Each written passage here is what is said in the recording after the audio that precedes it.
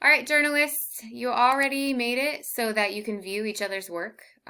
You did that by clicking on share, and yours says anyone in Lower Columbia College can view your link, and so you copied that link and you put it in the discussion. And as long as you're logged into my.lowercolumbia.edu, you can view other people's links as well.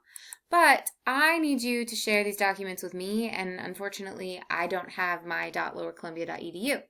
So click share and go to this window here, and you're probably going to have to type in my entire email address exactly like this until ALEMIERE at lowercolumbia.edu until you see this. And this is the trick. You have to click on that so that I pop up in a little bubble here. And you can make sure you can see my picture and everything, otherwise this isn't going to work. You can make me editor or commenter, but please don't make me viewer. I want to be able to make comments, and sometimes it's nice if you're comfortable with it to have me as an editor, because then I can actually type within your document if need be. You can notify me or not notify me. I don't really need to be notified.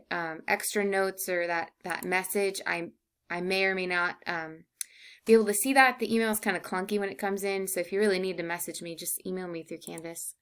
And then click share. This isn't going to work quite for me to show it to you, but if you want to double check and make sure it worked, you would hit share. And see, I shared this document with Morgan. I can't technically share it with myself like I'm trying to do right now for this purpose, but I can double check yeah, Morgan got it. He's on here. He's an editor. There's his picture. Morgan teaches geology here. Yeah. So that's how you can double check your work, and that's it. I need you to do this before Sunday at midnight, because on Monday I want to be able to hop in and view everyone's work. Email me if you have any trouble. You can also ask each other questions in the discussion forum, or do whatever you need to do to make this happen.